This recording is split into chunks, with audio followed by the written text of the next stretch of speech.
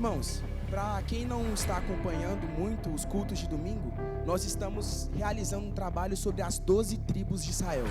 E pode ser que tenha visitante ou pessoas que não conheçam o que são e quem são esses 12 que foram escolhidos por Deus para serem a tribo de Israel. Então, vou falar para vocês um pouco da história, de onde surgiu e quem são eles. Gênesis 12:1 diz assim: Então o Senhor disse a Abraão: Saia da tua terra, do meio de seus parentes e da casa de seu pai, e vá à terra que eu te mostrarei. Farei de você uma grande nação e o abençoarei. Tornarei seu nome conhecido e você será uma bênção. Abençoarei os que te abençoarem e amaldiçoarei os que te amaldiçoarem. E por meio de ti, todos os povos da terra serão abençoados. Abraão foi o homem escolhido por Deus para tornar e trazer à existência um povo santo, um povo escolhido e separado pelo Senhor. Irmãos, Abraão vivia em Ur dos Caldeus, uma terra idólatra e politeísta. O que é politeísta? Servia vários deuses. E Deus viu em Abraão a oportunidade de separar um povo exclusivo dele. Abraão, ele foi escolhido pela graça de Deus e ele correspondeu com fé. Abraão foi separado por Deus. Em Romanos 4:3 diz que Abraão creu em Deus e isso lhe foi creditado como justiça. Hebreus 11:8 e 9. Pela fé, Abraão, quando chamado, obedeceu e dirigiu-se a um lugar que mais tarde receberia como herança, embora não soubesse para onde ia. Pela fé, Abraão peregrinou na terra prometida, como se estivesse em terra estranha. Viveu em tendas, bem como Isaque e Jacó, co-herdeiros da mesma promessa. Abraão tinha sobre si a promessa de se tornar uma grande nação. Abraão, ele vai ter o seu filho um pouco mais velho. Abraão, quando estava começando a caminhar para o propósito de Deus, juntamente com sua esposa Sara, ele percebe que em sua velhice, Deus faria se cumprir o propósito dele. De Abraão veio Isaque, filho da promessa. Isaque cresceu como um filho separado por Deus, um filho da promessa, que logo depois de um tempo precisou ser usado para provar a seu pai, para saber se ele ainda confiava nos planos do Senhor. Com o tempo se passando, Deus pediu Isaque como oferta, como sacrifício, para ver se Abraão ainda tinha o seu coração voltado para ele, para ver se Abraão ainda estava dominado pela fé, se Abraão ainda acreditava em Deus. E sim, irmãos, no último momento, em Gênesis 22, Deus prova Abraão e ele vê que Abraão tem um coração justo. E naquele momento, ele traz o cordeiro, simbolizando aquilo que vai ocorrer um pouco tempo depois, quando Cristo se entrega na cruz por nós. Isaque se casa com Rebeca, que também era estéril, assim como Sara, mas para Deus nada é impossível. Gênesis 25:21 diz assim: Isaque orou ao Senhor em favor de sua esposa, porque esta era estéril. O Senhor respondeu à sua oração, e Rebeca, sua mulher, engravidou. Os meninos se empurravam dentro dela, pelo que disse: Por que está me acontecendo isso? Foi então consultar o Senhor, e disse-lhe o Senhor: 2 nações estão em seu ventre. Desde já, as suas entranhas, 2 povos se separarão. O mais forte servirá ao outro, mas o mais velho servirá ao mais novo. A Bíblia nos diz que de Isaque veio Esaú e Jacó. Esaú era o primogênito, o mais forte, que no futuro se tornaria um exímio caçador. Jacó era o mais moço, mais pacato, ficava mais com sua mãe, cuidava dos rebanhos e ficava em tendas. A história de Jacó, ela é marcada por suas promessas. Ela é marcada pelos acontecimentos de sua vida. E assim nasce a história de Israel. Antes de Jacó nascer, ele tinha sobre si uma promessa. A promessa de ser maior que seu irmão. O mais velho serviria o mais novo. Gênesis 25:23. Disse-lhes o Senhor: 2 nações estão em seu ventre, desde já as suas entranhas. 2 povos vão se separar. Um deles será o mais forte que o outro, porém, o mais velho servirá ao mais moço. Esaú era o primogênito, Jacó era o mais novo. Ou seja, Esaú serviria a Jacó. A Bíblia nos diz, em certo dia, quando Jacó estava fazendo um ensopado, Esaú chega de uma caçada, com muita fome. A Bíblia nos diz que ele estava faminto. E quando ele volta do campo, ele senta para conversar com seu irmão e ele pede esse prato de comida. Ele pede aquilo que Jacó tinha feito. Porém, Jacó viu ali a oportunidade de obter aquilo que era dele.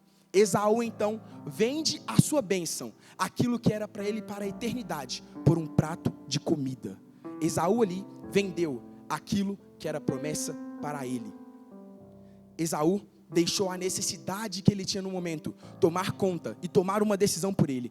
Ele perdeu a promessa que era para a eternidade por algo momentâneo. Ele permitiu ser deixado levar pelas situações que estavam acontecendo com ele.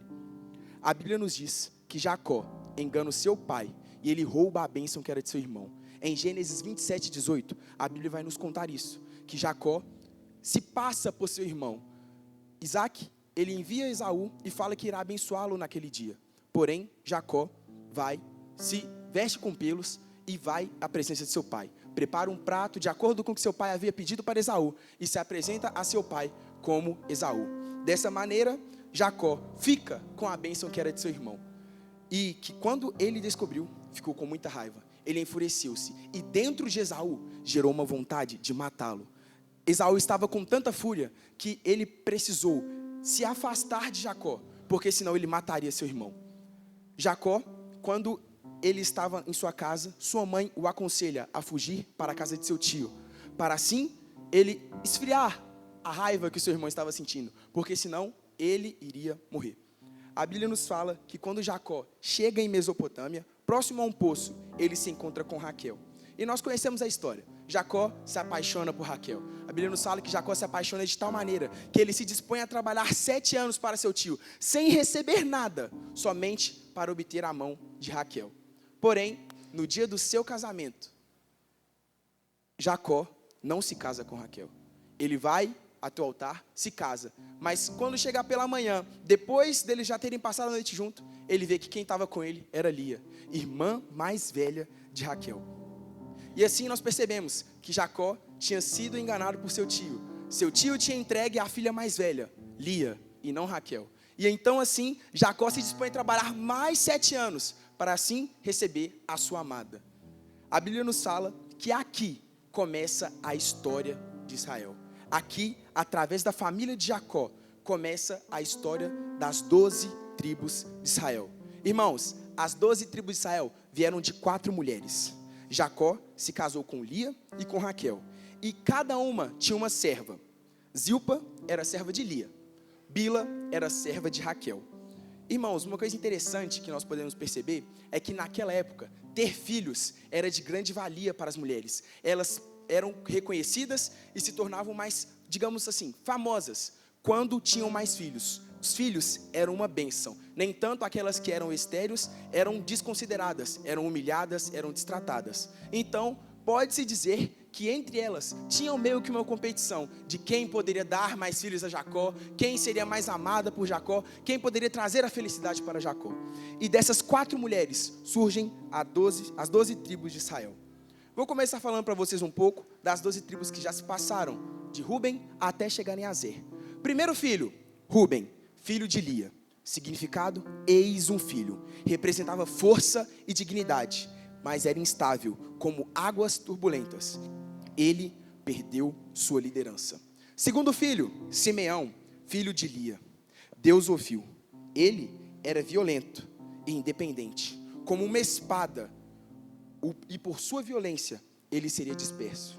Terceiro filho, Levi, filho de Lia. Seu nome significava apego. Ele seria a tribo sacerdotal. Ele seria disperso, assim como Simeão. Porém, ele se posicionou na hora certa. A sua herança era o céu. Eles foram chamados para o sacerdócio. Quarto filho, Judá, filho de Lia. Seu nome significava louvor. Ele teria o cetro. De sua tribo viria o Messias. Um leão o representava. Judá, Jesus reinará. Quinto filho, Dan, filho de Bila. Seu nome significava juiz. Dan julgaria o seu povo. uma serpente e um leão o representava. Ele era astuto e forte. Sexto filho, Naftali, filho de Bila. Seu nome significava minha luta. Ele representava a perseverança, a liberdade, como uma gazela. E ele teria sobre si a sabedoria e a vitória. Sétimo filho, filho de Zilpa, significava eis uma tropa. Seria a tribo valente. Ela seria atacada, porém sairia vencedora. Um guerreiro o representava. Ele teria a força e a vitória. E após esses 7 filhos, chegamos então no 8º, Azer. Mas quem foi Azer? Azer foi o 8º filho de Jacó, o 2º filho de Zilpa. Gênesis 30, 12 e 13. Diz assim: Zilpa, serva de Lia, deu a Jacó mais um filho. Então Lia exclamou: como sou feliz! As mulheres dirão que sou feliz. Por isso o seu nome foi Azer. Pelo contexto em que Lia vivia, ela deu o nome de seu filho, o filho de sua serva, deu o nome de seu filho, Azer, felicidade. Seu nome significava Azer, ou no hebraico, Asher, feliz, abençoado e próspero. Seu pai, Jacó, que futuramente seria chamado de Israel. Sua mãe, Zilpa, serva de Lia. Sua posição, ele era o 8º filho de Jacó e o 2º filho de Lia. Azer era conhecido por suas riquezas. Sobre si, ele tinha a prosperidade. Azer simbolizava a abundância das coisas de Deus. Simbolizava também uma oliveira, frutos, óleo, unção. Azer simbolizava uma oliveira porque ele não seria somente próspero fisicamente, ele teria uma prosperidade espiritualmente, ele seria abundante. A sua descendência, ela é citada em 2 livros, Gênesis 46, 17 e Números 26, 44, que fala assim: estes foram os filhos de Azer, Iminá, Isvá, Isvi, Berias e sua irmã Será. Seus clãs: Iminá, veio o clã Iminaíta. De Isvá não é revelado o clã. Isvi, veio o clã Isvita. E Berias, veio o clã Beriaíta. De seus netos, filhos de Berias, surgiram os seguintes clãs: Eber, veio o clã Eberita. E Malquiel, veio o clã Malquielita. Azer também teve uma filha chamada Será, mas não é demonstrado o clã que ela estava. E esses foram os clãs que representavam a tribo de Azer. Foram contados 53.400 homens, sendo Azer um dos 12 patriarcas das tribos de Israel. Irmãos, narrei aqui para vocês de forma rápida como foi a história de Abraão, Isaac, Jacó, até chegarmos nesse momento, a tribo de Azer. Azer carregava algo muito poderoso. Azer carregava aquilo que todo homem hoje quer ter: prosperidade, riqueza, dinheiro, tudo que vocês imaginarem tinha sobre Azer. Tudo aquilo que muitos de nós desejamos hoje, Azer já teria. Deus tinha derramado sobre a vida de Azer toda a alegria, plenitude, fartura, tudo que nós imaginarmos. A Bíblia nos diz que ele recebeu bênçãos de Moisés e de seu pai Jacó. As bênçãos de Jacó são as seguintes: Azer terá uma comida deliciosa, a sua mesa será farta e ele oferecerá manjares de reis. Você já viu algum rei com um banquete, com menos de umas 30 comidas diferentes? Nunca um rei deu um banquete com a mesa vazia. Ou seja, a palavra de Deus nos diz que Azer seria tão rico, tão próspero, que os seus manjares, que os seus banquetes seriam como os de um rei.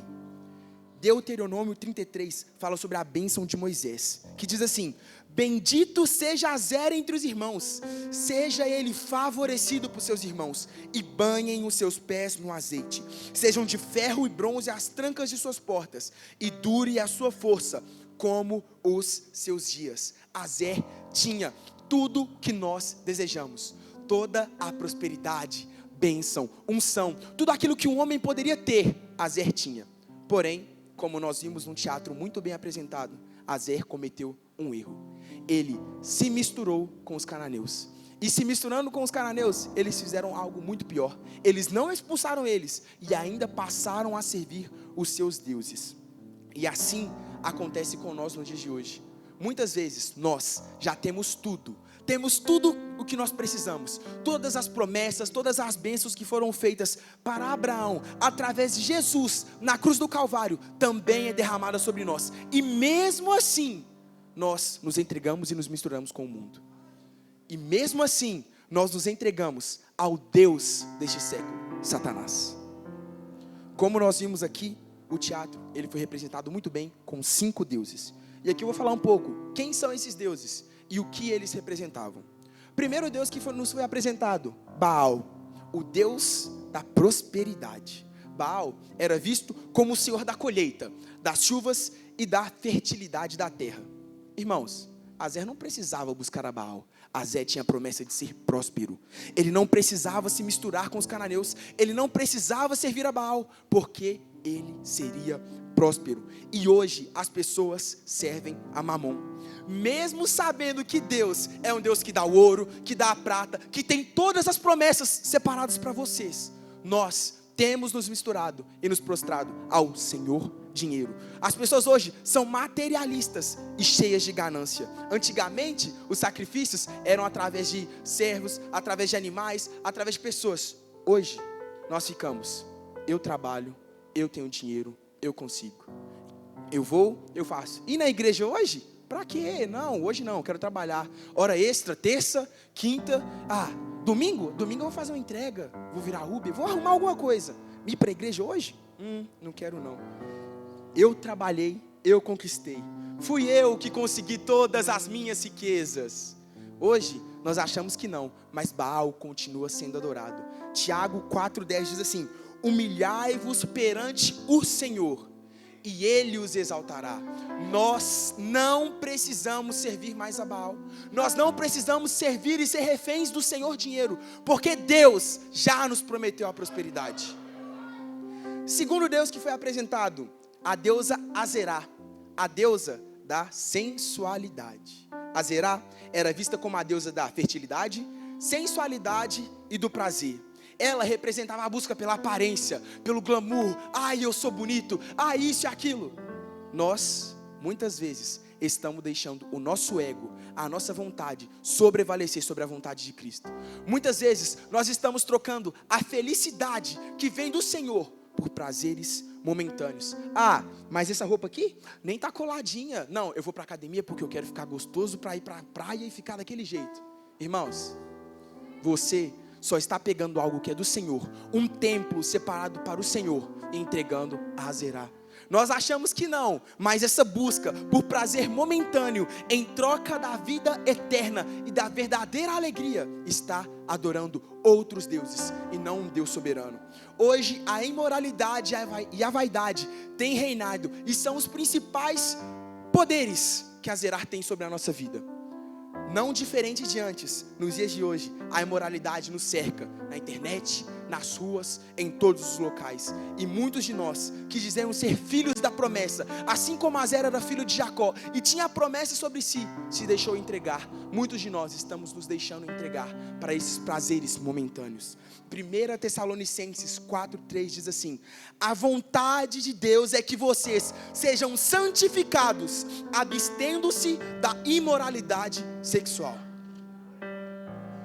Terceiro Deus que nos foi apresentado aqui foi o Deus Moloque, o Deus de sacrifícios humanos.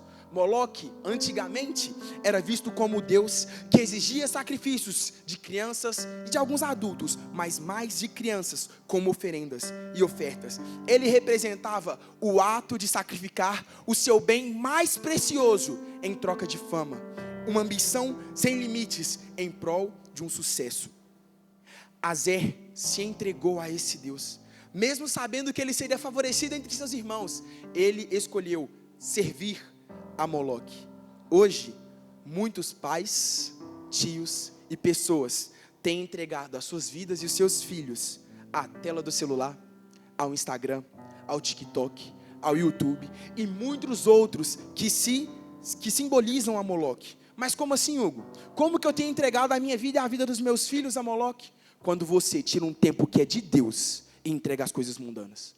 Quando nós temos trocado aquilo que é para o Senhor em prioridade, em primeiro local, e colocamos para o mundo, nós estamos entregando o nosso tudo para Moloque. Tudo que rouba o lugar de Deus, o lugar sagrado, que é o primeiro, é você priorizar e oferecer a sua vida a Moloque. Mateus 16, 23. que aproveita o homem ganhar o mundo inteiro e perder a sua alma. Quarto Deus que nos foi apresentado hoje, Dagon, o Deus da autossuficiência. Dagon era visto como o Deus de poder, fartura e da independência. Independência de quem? Independência de Deus. Fala para mim, onde um peixe consegue viver fora d'água? Onde nós vamos conseguir ter uma vida santa, reta e justa longe de Deus? Azer também adorou a esse Deus. Esse Deus, ele representava o espírito da autossuficiência, o confiar em mim mesmo, o seu próprio poder que não precisava de Deus. Hoje, as pessoas adoram esse Deus, achando que por causa da sua força, da sua inteligência, dos seus diplomas, eles serão independentes. Eles pensam que sem Deus, eles conseguem fazer alguma coisa. Mas nós não fazemos nada. Nós não somos nada sem Deus. As pessoas hoje em dia são orgulhosas e querem se tornar independentes de Deus. Nos dias de hoje, onde tudo é eu sou, eu posso, meu corpo, minhas regras, eu quero, eu escolho, a vida é minha, quem manda sou eu.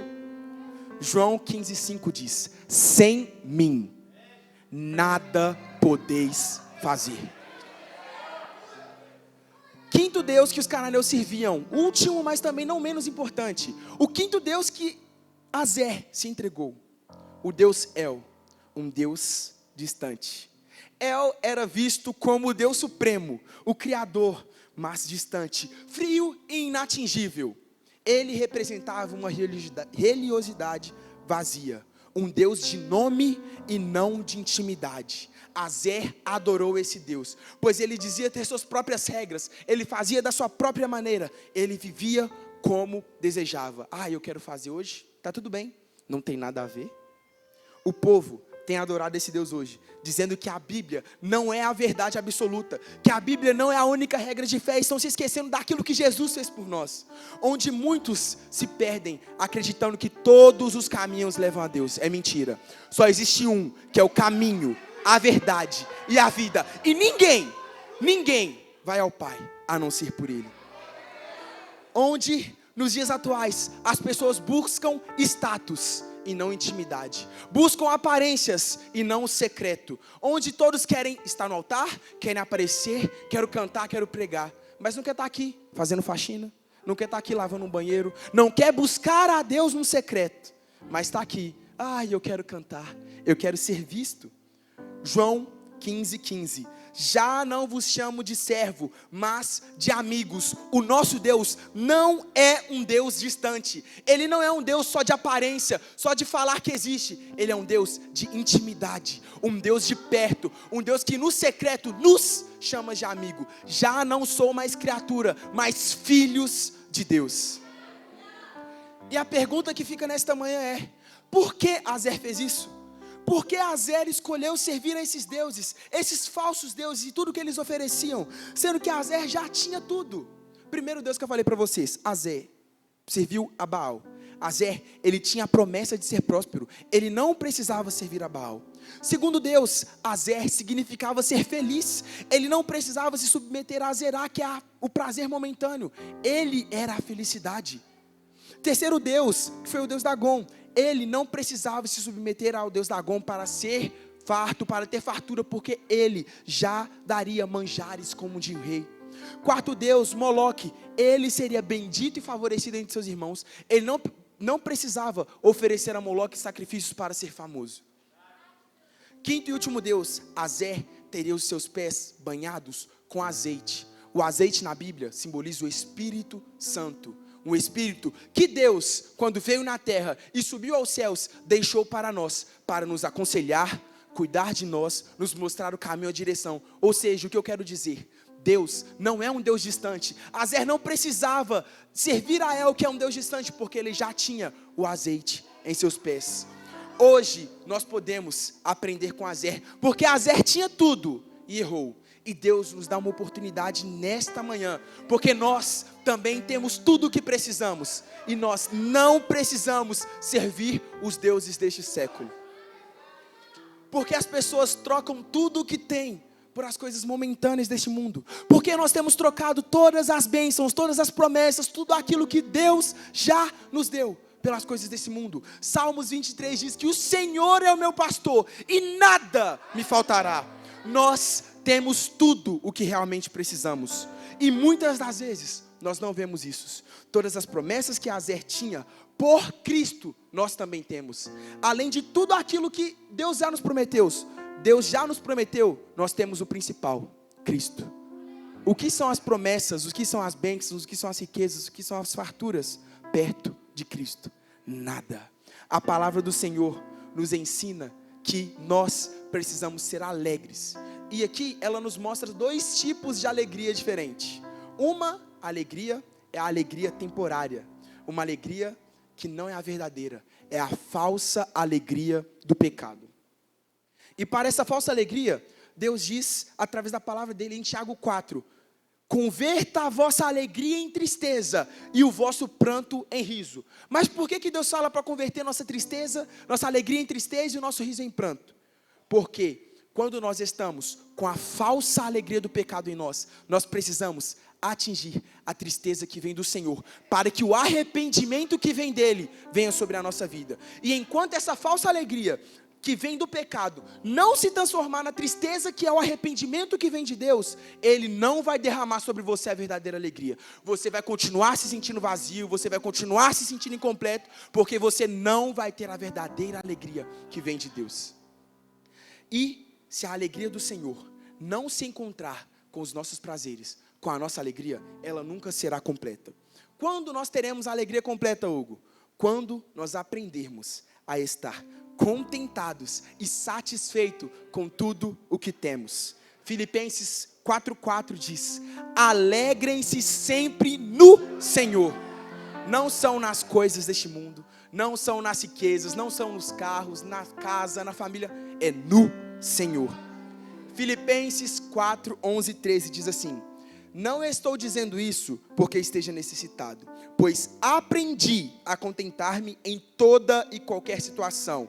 Eu sei o que é passar necessidade, sei o que é ter fartura. Aprendi a passar por toda e qualquer situação, seja bem alimentado, seja com fome, tendo muito ou passando necessidade.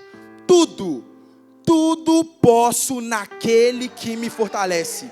A nossa alegria será completa quando nós nos contentarmos com todas as coisas que Deus nos deu. E o que Deus nos deu? Cristo. Nós temos tudo. Independente da situação, nós temos Cristo. Você sabe quem que escreveu essa passagem a Filipenses? Sabe o peso que essa pessoa sentia? Quem escreveu a carta aos Filipenses foi ninguém mais, ninguém menos que Paulo. E Paulo, ele fala um pouco daquilo que ele passou em vida, em 2 Coríntios 11. Ele fala de tudo aquilo que ele precisou passar por causa de Cristo. E esse mesmo Paulo que fala que aprendeu a se contentar, diz assim: trabalhei muito, mas fui encarcerado várias vezes. Fui açoitado mais severamente que os outros. Fui exposto à morte repetidas vezes. 5 vezes recebi 39 açoites dos judeus. Fui golpeado com varas, vieram apedrejamentos, naufrágios vieram sobre mim. E esse capítulo vai citando muitas e inúmeras coisas que ele fez. E ele nos ensina claramente como ele aprendeu a viver contentamente no Senhor. Ele deixa claro que essa enorme lista de coisas que ele passou não pesa nada perto da glória de Deus. Esse mesmo Paulo que fala que aprendeu e que passou por muitas coisas, ele deixa claro para nós hoje que nada do que nós passamos se compara com o peso da glória de Deus. Romanos 8:18 diz assim: considero que os nossos sofrimentos atuais não se comparam com a glória que nos será revelada.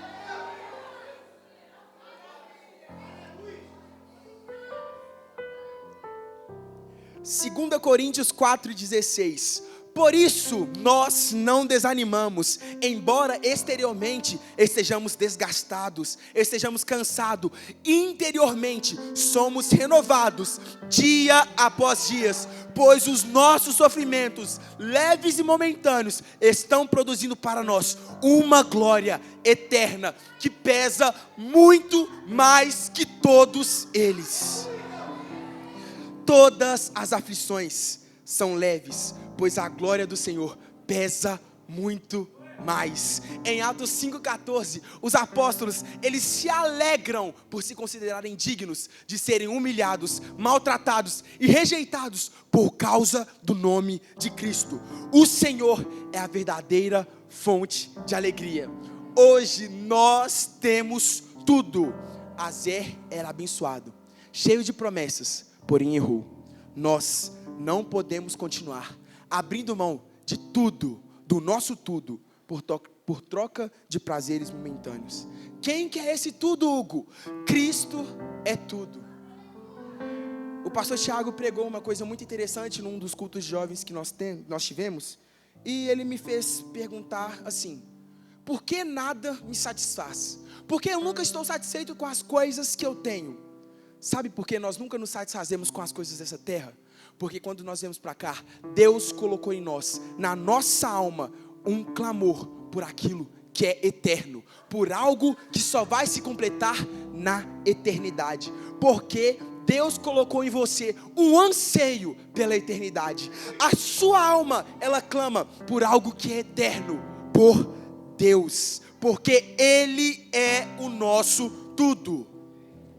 Já reparou que muitas vezes nós falamos e nós pensamos: quando eu comprar meu carro, quando eu casar, quando eu comprar minha casa, e nós sempre que buscamos, e às vezes conseguimos isso, passa um tempo e nós já nos sentimos vazios de novo. Já reparou, eu casei, passou um tempo, nossa, o que é isso, gente? Eu comprei meu carro, nossa, o que é isso? Eu tirei minha carteira, uai, mas quando eu tirar minha carteira? Não, esse quando, muitas vezes ele rouba o nosso contentamento em Cristo. Deus nos pergunta nessa manhã: por que você tem buscado neste mundo aquilo que nós só teremos na eternidade? Azer não precisava se misturar com aqueles cananeus, não precisava se misturar com aqueles deuses, e mesmo assim, Deus nos mostra hoje: nós não precisamos deste mundo, porque nós temos tudo. Nós estamos neste mundo, mas não somos dele, porque a vida eterna nos aguarda, e lá nós seremos completos. Nós temos tudo o que precisamos. Dinheiro? Não. Riquezas? Não. É casa na praia? Não. Nós temos Cristo Jesus. Cristo é tudo que nos deu, que Deus nos deu. Busquem em primeiro lugar o reino de Deus e a sua justiça, e as demais coisas vos serão acrescentadas. Salmos 23 diz que o Senhor é o meu pastor e nada me faltará. Nesta manhã, de nada nós sentimos falta, de nada nós sentimos falta, porque Cristo é o nosso tudo. Cristo é o que nós temos, e nele a nossa alegria será completa. Em Cristo Jesus nós podemos ser felizes, em Cristo Jesus nós podemos nos regozijar, porque Ele é a nossa alegria, Ele é o nosso tudo, Ele é a alegria verdadeira. Cristo Jesus se entregou por nós, e hoje nós podemos ser salvos, porque é nele, por ele e para ele são todas as coisas. Amém?